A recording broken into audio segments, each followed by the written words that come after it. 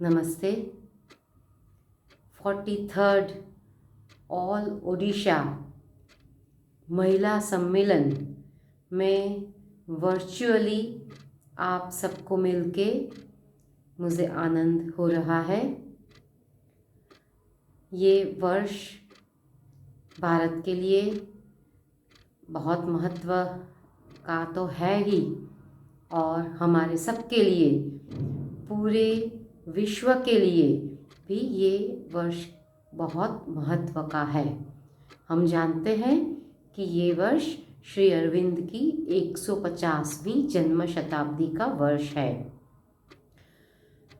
15 अगस्त 1947 जब भारत आज़ाद हुआ, तब श्री अरविंदो की 75वीं बर्थडे थी, बर्थ एनिवर्सरी थी। और उस दिन उन्होंने एक संदेश राष्ट्र को दिया था। वो संदेश वैसे सिर्फ भारत के लिए नहीं था, वो तो पूरे मानव जाति के लिए, पूरी दुनिया के लिए एक भगवान का दिया हुआ आशीर्वाद जैसा था। और उन्होंने स्वयं इसे ऐसे कहा कि ये जो मेरे जीवन में मैंने जो स्वप्न देखे थे, वो मैं इस दिन चरितार्थ होते हुए देख रहा हूँ, या तो उसकी शुरुआत होती हुई देख रहा हूँ। श्री अरविंद के स्वप्न क्या थे?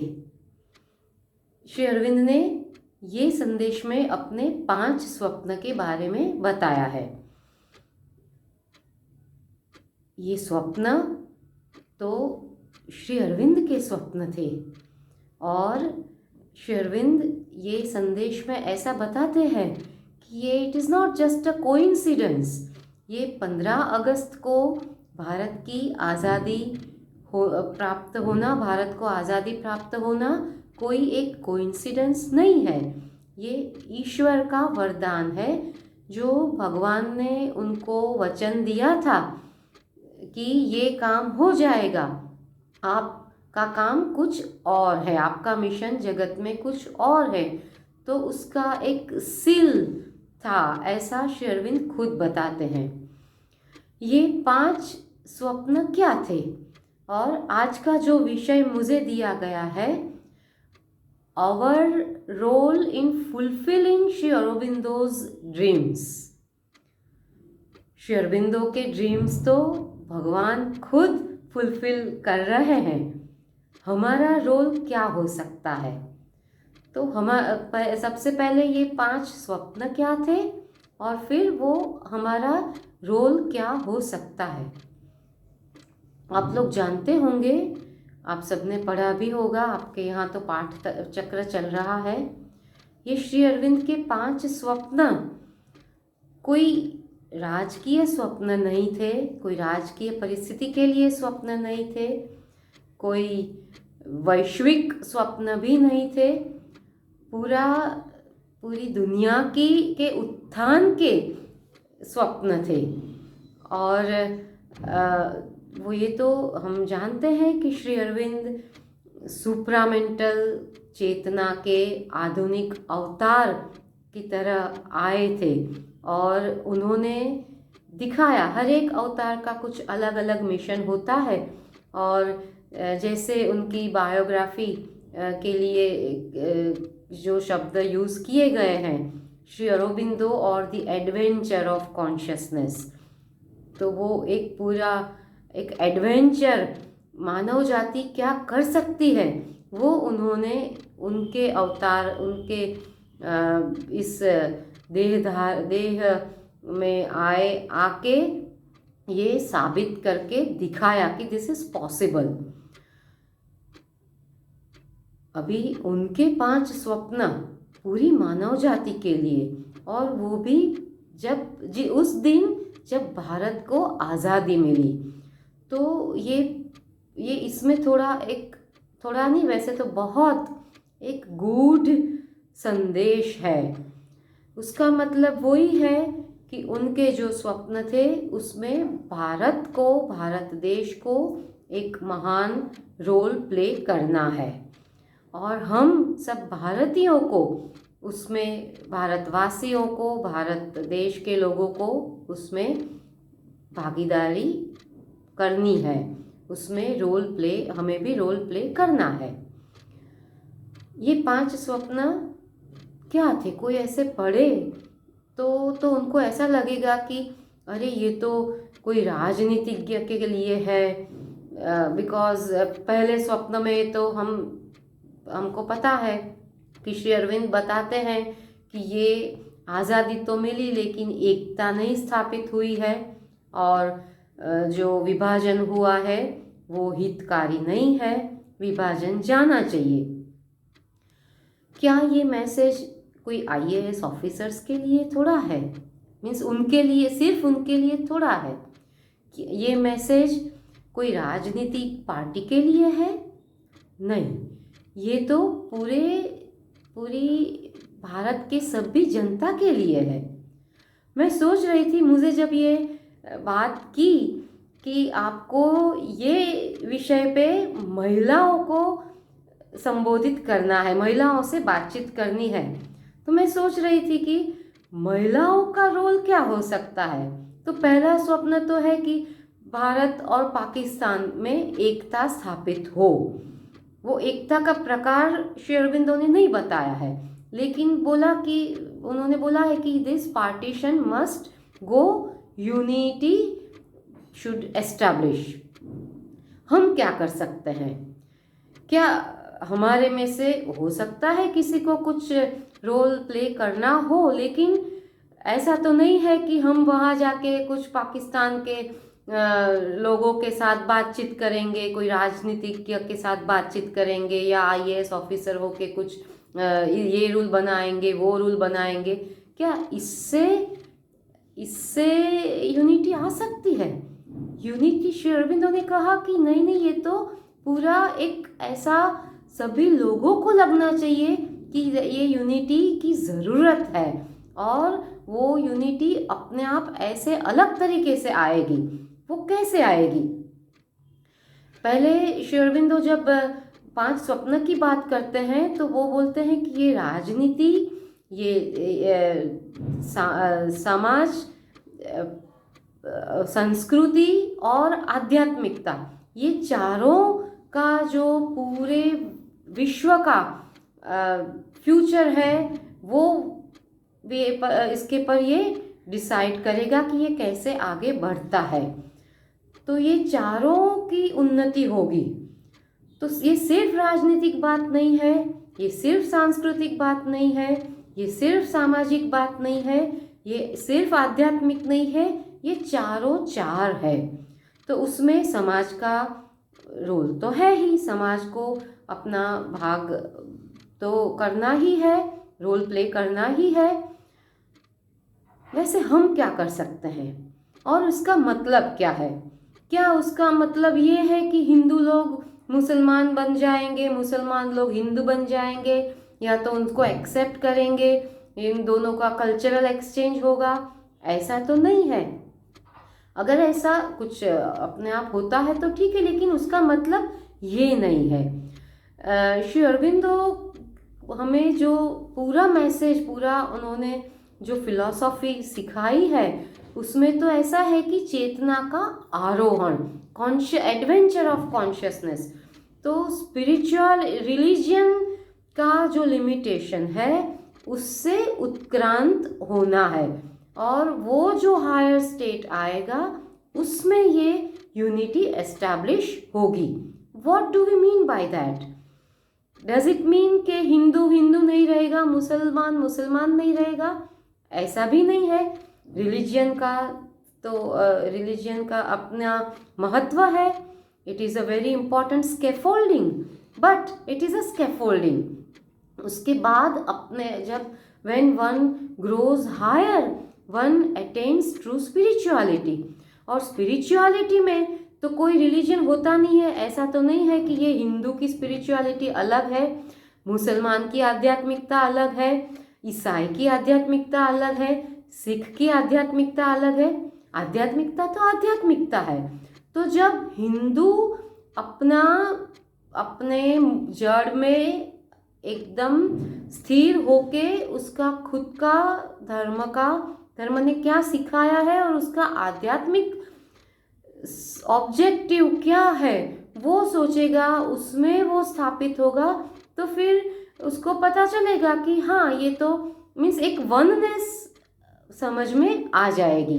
वैसे सभी रिलीजन में ये पॉसिबल है।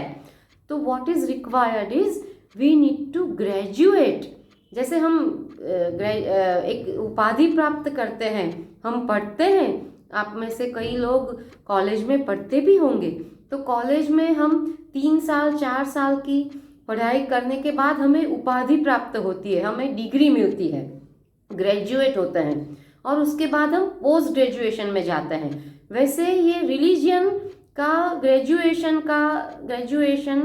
में करके हमें उससे आगे चलना है, और we need to graduate from religion to spirituality.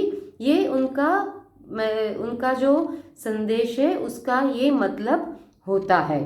तो अगर हम करें तो उससे क्या होगा? एक व्यक्ति खुद वो समझता है कि ये religion is not the final thing, religion का अपना लिमिटेशन है, उसका डॉगमास है। अल्टीमेट हर एक रिलीजन का मूलतः तो उद्देश्य आध्यात्मिकता ही है। तो वो आध्यात्मिकता अगर उसमें वो स्थापित होता है, वो समझ में आती है, तो फिर वो रिलीजन का भेद रहता नहीं है। और अगर एक व्यक्ति ऐसा समझता है, उसके आजू बाजू के लोग समझते हैं, एक महिला ऐसा समझती है, उसके बच्चे को सिखाती है, अगर वो कहीं जॉब करती है, जहाँ भी काम करती है, अपने आजू बाजू के लोगों को उसके वर्तन से पता चलता है कि नहीं हाँ ये तो she is not confined to one religion, वो तो उसका अल्टीमेटली उसका वर्तन है वो कुछ अलग है, और वो ज़्यादा स्पिरिचुअल है। वो जो होना चाहिए वो है, और वो धर्म के अंधाधुंधी जो बोलते हैं वो उसमें वो नहीं आ जाती। तो धीरे धीरे ऐसे समाज का परिवर्तन आता है, और फिर ये दोनों जातियों के बीच में अंदर वो आएगा, और फिर अपने आप ये जो डिवीजन है वो चला जा सकता है। ये एक पॉसिबिलिटी है। श्री अरबिंदो ने कोई ऐसा रूल नहीं दिया है कि ये करेंगे तो ये होगा, ये करेंगे तो ये होगा, ऐसा नहीं है। We have to grow, and there are infinite possibilities, और वो when each individual grows to his or her own true self, तो उसमें से आगे जाके कुछ अलग जगह पे वो लोग पहुंच सकते हैं, और फिर वो सिचुएशन नहीं रहती है। और ये बात जो राजनीति में है उन लोगों को भी समझनी है, वो लोग भी करेंगे, समाज में है वो भी करेंगे, धर्म में है धर्म के जो अधिकारी है वो भी समझेंगे, तो वो अपने आप हो जाएगा। तो ये तो एक बहुत बड़ी बात है। ये हमारा सबका एक लाइफ टाइम एजेंडा बन सकता है, that we need to graduate from religion to spirituality. उनका दूसरा स्वप्न उससे आगे का है। हम जानते हैं कि spirituality means to expand oneself, और वो तो स्पिरिट में एक्सपांड करना है। लेकिन श्री अरबिंदो धीरे धीरे भारत का रोल सिर्फ भारत और उसके पड़ोसी देश की एकता में इकाई के लिए ही सिर्फ नहीं है, वो पूरे एशिया की बात करते हैं। हम जानते हैं कि एशिया की संस्कृति बहुत पुरानी है, सबसे पुरानी संस्कृतियों में से एक है।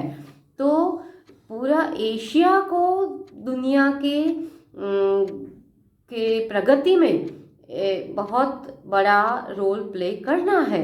और वो श्री अरविंद बोल रहे हैं कि एशिया में भी कई उस 1947 में एशिया में बहुत काफ़ी सारे देश की भी फ्रीडम हुई थी और फिर वो प्रोसेस इज गोइंग ऑन। लेकिन वो एक स्टेप हायर, थोड़ा और एक्सपांड करके हमें वो करना है और उसमें भी भारत एक लीडिंग रोल प्ले करेगा।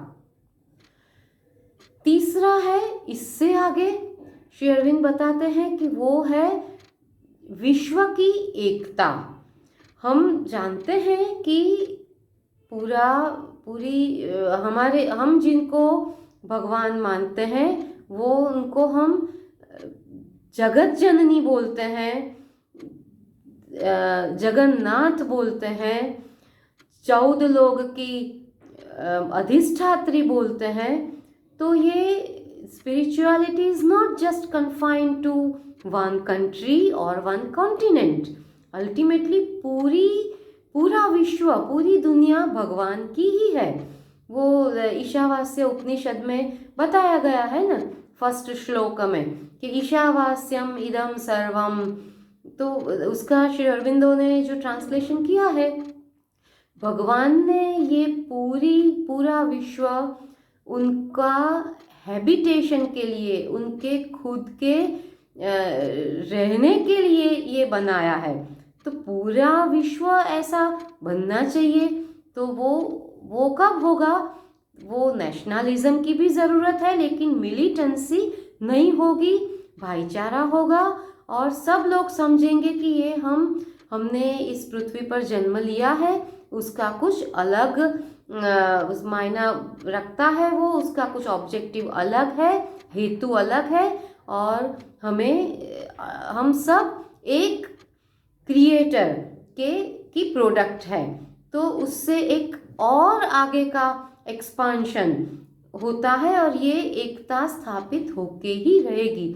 1947 में उसके लिए बहुत सारे एफर्ट्स श्री अरबिंदो ने देखे। हम जानते हैं कि श्री अरबिंदो ने अपने कक्ष में बैठे बैठे कैसे विश्व युद्ध को कंट्रोल करने में बहुत महत्व की भूमिका बजाई थी। और हम तो वो तो उनके लिए पॉसिबल है, वो वैश्विक चेतना से वो कंट्रोल कर सकते थे और कर रहे हैं। तो ये हमें भी वो वैश्विक एकता लाना है। और ये पहले वो बोलते हैं कि पहले हमारे मन में आनी चाहिए, हमारे मन में एक इंटरनेशनल स्पिरिट होना चाहिए। उसके लिए उन्होंने सुझाव भी दिए हैं कि मल्टीपल सिटीजनशिप होंगे, मल्टीपल इंटरनेशनल इंस्टीट्यूट्स होंगे, इंटरकल्चरल एक्सचेंजेस होंगे और ये सब अभी होना शुरू हुआ हम देख रहे हैं। लेकिन उसके लिए जो बदलना है वो हमारा माइंड सेट बदलना है, हमारी चेतना बदलनी है। और हम अगर वैश्विक चेतना में रहेंगे तो वो एकता लाने में हम मददगार रहेंगे और दूसरों को मदद करेंगे, हमारे खुद में भी वो एकता स्थापित होगी। चौथा स्वप्न है आध्यात्मिकता। श्री अरबिंदो बता रहे हैं कि भारत को जो विश्व को भेंट देनी है वो आध्यात्मिकता है और आध्यात्मिकता ही असली स्वरूप है। वो एक चाबी है सभी प्रश्नों की। तो वो ऐसे नियर टू फार, पहले भारत की देश की बात करते हैं, एशिया की बात करते हैं, विश्व एकता की, वैश्विक एकता की बात करते हैं और फिर धीरे धीरे वो कैसे आ सकता है। तो वो वहाँ हमें ले जाते हैं कि ये आध्यात्मिकता से आ रहा है। इसलिए मैंने बोला कि ये जो संदेश है वो कोई it is not for the students of political science. तो ये कोई राजनीति के विद्यार्थियों का संदेश नहीं है, ये कोई देश सिर्फ उनका नहीं है, सिर्फ देश नेताओं का नहीं है जो ये जो जिम्मेवारी निभा रहे हैं सिर्फ उनका नहीं है। वो लोग तो अपना काम करेंगे और जैसे जैसे व्यक्तियों की, समाज की चेतना ऊपर उठेगी, उनके लिए भी ये ज़्यादा अच्छा रहेगा, इजी रहेगा, सुलभ रहेगा और वो होता रहेगा। लेकिन ultimately what is the message? The message is to turn towards spirituality, to find out our spiritual truth. और अगर एक एक व्यक्ति अपना खुद में स्थापित होके अपना खुद का स्पिरिचुअल ओरिजिन, स्पिरिचुअल बीइंग के साथ एकता प्राप्त कर सकता है, तो फिर वो पूरा देश में वो एक राष्ट्र शक्ति, प्रकाशित शक्ति एज एक आ सकती है, ज़्यादा कॉन्सेंट्रेट हो सकती है और वो भारत का विश्व को संदेश होगा। हम जानते हैं कि विश्व के एक भाग में मटेरियल डेवलपमेंट ज़्यादा है। श्री अरबिंदो ने उसका कभी नकार नहीं किया है। श्री अरबिंदो ऐसा बताते हैं कि वो भारत में आध्यात्मिक प्रगति ज़्यादा थी, लेकिन उन्होंने भारत में लोगों ने मटीरियलिस्टिक डेवलपमेंट का नकार किया, इसीलिए हमारी मुश्किलें बढ़ी। और वेस्टर्न कंट्रीज़ में अभी तो वो लोग स्वीकार कर रहे हैं आध्यात्मिकता को, लेकिन एक समय ऐसा था कि वो, और अभी भी थोड़ा ट्रेंड ऐसा है कि वो ज़्यादा मटीरियलिस्टिक डेवलपमेंट में उनको ज़्यादा रुचि है। जो ज़रूरी है वो दोनों का संयोग की, वो इंटीग्रल एजुकेशन में माँ बताती है ना कि वो ईस्ट और वेस्ट, वो दोनों का इंटीग्रेशन, दोनों का यूनियन इज रिक्वायर्ड, और स्पिरिट और मैटर का यूनियन इज रिक्वायर्ड। सो अकेला स्पिरिट भी काम नहीं आएगा, अकेला भौतिकवाद भी काम नहीं आएगा, वो दोनों का संयोग करना है। क्यों करना है? तो ये आता है 5वें स्वप्न में, क्योंकि एक्चुअली ये दुनिया जब से शुरू हुई तब वो पूरे मैटर से शुरू हुई, एक जड़ तत्व से। बिग बैंग थियरी में हम देखते हैं कि एक जड़ तत्व था, जड़ तत्व उत्पन्न हुआ और फिर उसमें जीवन तत्व आया, वनस्पति आई और फिर उसमें प्राणी तत्व आया और फिर माइंड, मनुष्य का जन्म हुआ। तो जड़ से चेतन की ये यात्रा चल रही है। Nature is passing through the process of evolution. What is next? ये मनुष्य जो अभी उसका उच्चतम स्थिति में है ऐसा दिख रहा है, वो उसका फाइनल सॉल्यूशन नहीं है। It is not the last summit. तो उसके आगे का क्या है? तो वो श्री अरविंद बताते हैं, ये उसका 5वें स्वप्न में उनके, और वो जो है वो evolution of consciousness and supramental consciousness. Shri Aurobindo बताते हैं कि ऐसे कुछ जड़ में से अपने आप चेतन तो प्रकट नहीं होगा, वो विज्ञान ये प्रूव नहीं कर सकता है, विज्ञान उसका एक्सप्लेनेशन दे नहीं सकता है, लेकिन वो जड़ में एक्चुअली हमारा वेद वेदांत जो बताते हैं कि जड़ में वो अंतर्निहित था, चेतन तत्व अंतर्निहित था। It was involve in that it is evolving. तो जो अंदर था, चेतन तत्व था, वो धीरे धीरे उसने जड़ स्वरूप में वो अंदर गर्भित हो गया और फिर वो जड़ तत्व में से धीरे धीरे अलग अलग लेवल्स ऑफ कॉन्शियसनेस, चेतन तत्व के अलग अलग प्रकार से वो आगे उत्क्रांत हो रहा है। और वो अब उसके आगे क्या? जड़ में से वनस्पति जीवन, वनस्पति जिसको हम जीवन बोलते हैं, और फिर प्राणी जीवन, और फिर उसके आगे माइंड में मनुष्य जीवन हुआ है। उसके आगे श्री अरबिंदो बोल रहे हैं कि अति मानसिक चेतना का जन्म होगा और हुआ है। श्री अरबिंदो की साधना, श्री माँ की साधना हम जानते हैं, ये अति मानसिक चेतना को पृथ्वी पर स्थापित करने की थी। जब वो चेतना हम सब में आएगी, तब विश्व में का सब प्रॉब्लम्स विल बी सॉल्व्ड, क्योंकि वो एक अलग प्लेटफॉर्म होगा। जैसे हमारे सामान्य रेलवे का प्लेटफॉर्म अलग है और बुलेट ट्रेन का प्लेटफॉर्म अलग है, वैसे हम एक अलग चेतना में स्थापित होंगे। हम जानते हैं कि प्राणी को प्राणी की चेतना होती है, बंदर को पता नहीं है कि मनुष्य क्या है, वैसे मनुष्य को भी पता नहीं चलेगा कि वो आगे का अतिमानव क्या है। लेकिन ये एक उत्क्रांति हो रही है और असल में हमारे सब का जीवन का मकसद ये मनुष्य चेतना में से आगे जाके अतिमानसिक चेतना में स्थापित होने का है।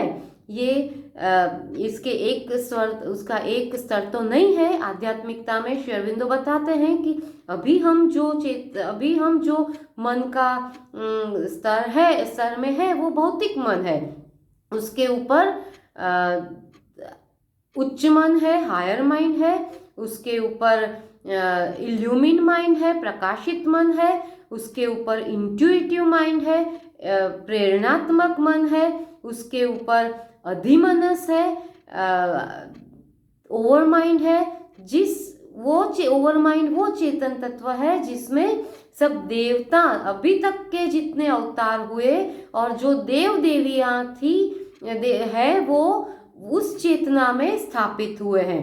उसके आगे की चेतना है वो अतिमानसिक चेतना है। और Shri Aurobindo as the modern avatar of supramental evolution, he came into on this earth to bring down that supramental consciousness। वो supramental consciousness ही जड़ तत्व में अंतर्निहित थी और वो ही अपने आप प्रकट होती जा रही है। और ये भारत को दिखाना है और भारत में श्री अरविंद ने ये दिखा दिया है। श्री माँ ने ये चेतना पृथ्वी पर उतारी है।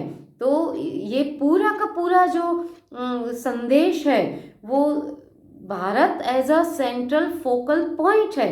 लेकिन ये 5 स्वप्न ऐसा है कि ये जो अतिमानसिक चेतना है वो जो भारत में आई है उससे ये पूरा का पूरा मानव जाति का सच्ची में जो विकास है, जो उसका ऑब्जेक्टिव है, उसका एक एम है, एम ऑफ लाइफ हम जिसको बोलते हैं, जिसके लिए हम जीवन जी रहे हैं, जो हमारा असल में जो मकसद है वो चरितार्थ होगा।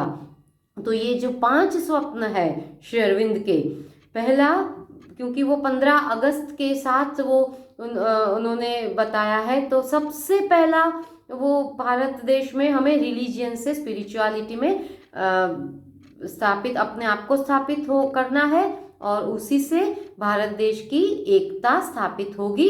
और पहले वो जो विभाजन है उसको जाना ही चाहिए, जाना पड़ेगा, लेकिन वो एकता में रह के, ये कोई कॉम्बिनेशन ऑफ रिलीजन की बात नहीं है, लेकिन वो एकता ऐसे स्थापित करनी है जो परमानेंट रहे और उसकी सबको ज़रूरियात महसूस हो।